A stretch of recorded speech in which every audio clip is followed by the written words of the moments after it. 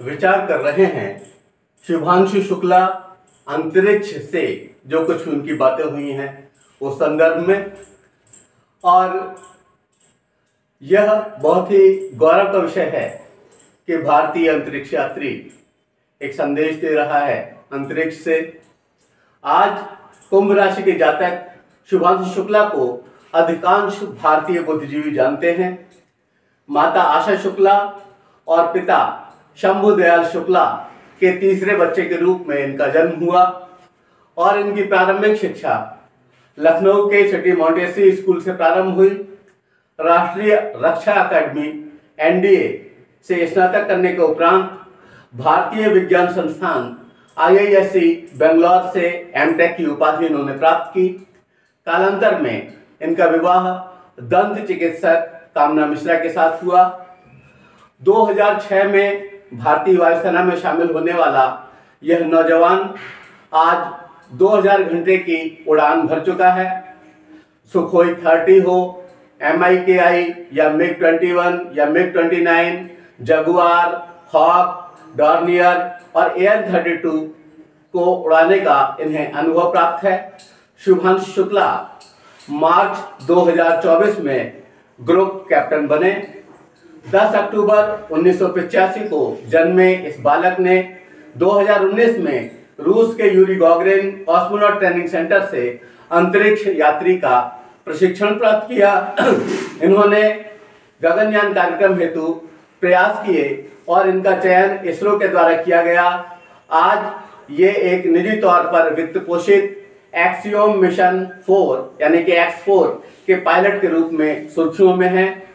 इस मिशन को axiom space व नासा के सहयोग से आयोजित किया गया है। अंतरिक्ष में पहुंच रहे हैं ये शुभांशु शुक्ला और उन्होंने वहां पहुंचकर जो कुछ भी वार्ता की है वह आपके सामने प्रस्तुत करूंगा। अंतर्राष्ट्रीय अंतरिक्ष स्टेशन ISS की यह यात्रा परम शुभ रहे। 140 करोड़ भारतीयों ने दुआ और कामना की है। भारतीय प्रधानमंत्री और शुभांशु की बातों का सार संक्षेप मैं आपके बीच रखता हूं। 28 जून 2025 को यशस्वी भारतीय प्रधानमंत्री श्री नरेंद्र मोदी जी और ग्रुप कैप्टन शुभांशु की बातचीत का सार बताने से पहले यह भी बताना उचित होगा कि इनकी मां जी और दादी जी दोनों का नाम एक ही है। दोनों का नाम है आशा और आज शुभांशु भारतीय आशा का अवलंब व मानक है।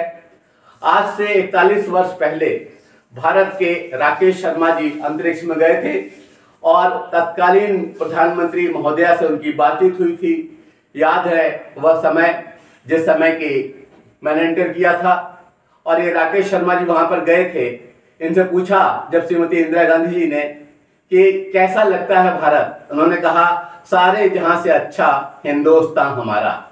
और आज पुनः वही बात से इतिहास अपने आप को दोहरा रहा है और आगे की पटकथा लिख रहा है जब आज प्रधानमंत्री हैं नरेंद्र मोदी जी और अंतर्राष्ट्रीय अंतरिक्ष स्टेशन से वीडियो लिंक के माध्यम से इन्होंने शुभांशु शुक्ला से बातचीत की और पूछा कि कैसा दिखता है भारत। तो उनका जवाब था यहाँ से भारत बहुत भव्य और बड़ा दिखता है।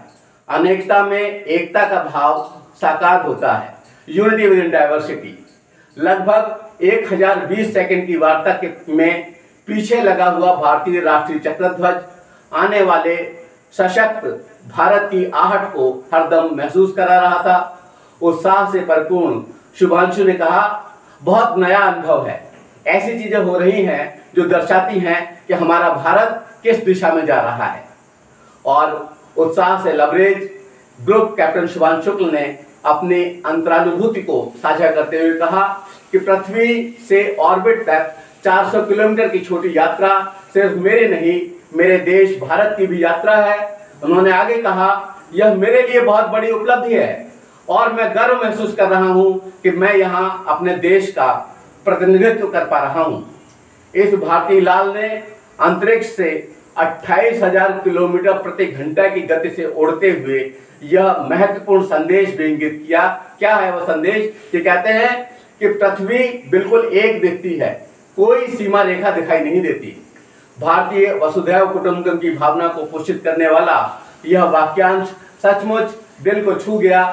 इसके आलोक में यह अक्षर स्वर्णिम आभा से दमकते हुए प्रतीत हुए, जहां हम सुनते हैं कि सर्वे भवन्तु सुखिनः, सर्वे सन्तु निरामया, सर्वे भद्राणि पश्यन्तु, मा कश्चित् दुख भाग् भवेत्।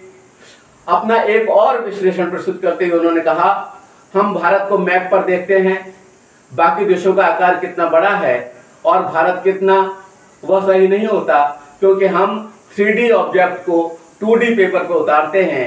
उनके शब्द हैं, भारत सच में बहुत भव्य और बड़ा दिखता है, जितना हम मैप पर देखते हैं उससे कहीं ज्यादा बड़ा। अनेकता में एकता का भाव साकार होता है। ऐसा लगा कि अथर्ववेद का पुनः उद्घोष हुआ हो।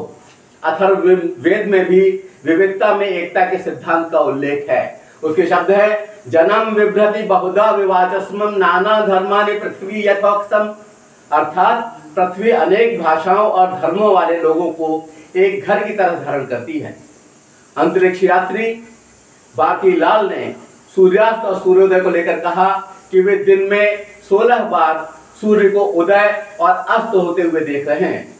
अपने पैरों के बंधे होने की बात बताते हुए उन्होंने प्रत्युत्तर में गाजर और मूंग के दाल के हलवे तथा आम रस का जिक्र भी किया। बिना गुरुत्वाकर्षण के स्थिति कितनी जटिल होगी इसका एहसास हुआ। छत, जमीन या दीवार कहीं पर भी बमुश्किल सोया जा सकता है। गुरुत्वाकर्षण के अभाव में छोटी छोटी चीजें कितनी मुश्किल होंगी ये तो अनुभव करने वाला ही जान सकता है। एक क्षण को जरा आप कल्पना कीजिए, जिस मोबाइल से आप ये देख रहे हैं या जहां पर आप बैठे हुए हैं, अचानक वहां की सारी चीजें उड़ने लगें, कितना मुश्किल होगा हर चीज को संभालना और किस तरह से होगी संपूर्ण व्यवस्था। फिर चीजें इस तरह से नहीं रखी जाएंगी जैसे कि हम रख पाते हैं। लेकिन अंतरिक्ष का वह अनुभव शुभांशु जी ने साझा किया। अब मैं बात कर रहा हूं उस हिंदुस्तान के सपने की जिसे हम हेड दे सकते हैं शुभांशु, मोदी जी और भारतीय सपना। यह एक सुखद उम्मीद जगी है। दैनिक जागरण ने एक बॉक्स में इसे सुंदर ढंग से आज परिलक्षित भी किया है और शीर्षक दिया है, हमें खुद का अंतरिक्ष स्टेशन बनाना है। कृतज्ञता युक्त आभार के साथ दैनिक जागरण में छापे शब्द को यहाँ पर अक्षरशः प्रस्तुत करने का प्रयास कर रहा हूँ कि क्या कहा है उस दैनिक जागरण ने। उसमें लिखा है कि पीएम के कहने पर उन्होंने युवा पीढ़ी के लिए संदेश दिया कि भारत आज जिस दिशा में जा रहा है, हमने बहुत साहसिक और ऊंचे सपने देखे हैं। उन सपनों को पूरा करने के लिए हमें आप सभी की जरूरत है। अंत में पीएम मोदी ने भारत के संकल्प उनसे साझा किए और कहा कि हमें मिशन गगनयान को आगे बढ़ाना है, हमें अपना खुद का अंतरिक्ष स्टेशन बनाना है, चंद्रमा पर भारतीय की लैंडिंग भी करानी है। इन सारे मिशनों में आपके अनुभव बहुत काम आने वाले हैं। भारत दुनिया के लिए अंतरिक्ष की नई संभावना के द्वार खोलने जा रहा है। अब भारत सिर्फ उड़ान नहीं भरेगा बल्कि भविष्य में नई उड़ानों के लिए मंच तैयार करेगा। यह शब्द छपे हैं और इनको पढ़कर सुनकर निश्चित रूप से सीना चौड़ा हो जाता है और हर भारतीय गर्व से अपने आप को विशिष्ट की दर्जे में पाता है। अंत में शुभांशु और हमारे प्रधानमंत्री जी ने भारत माता की जय कहकर वार्ता को विराम दिया। एजुकेशन आचार्य भी यह कहकर विराम लेगा, भारत माता की जय। धन्यवाद। जय हिंद, जय भारत।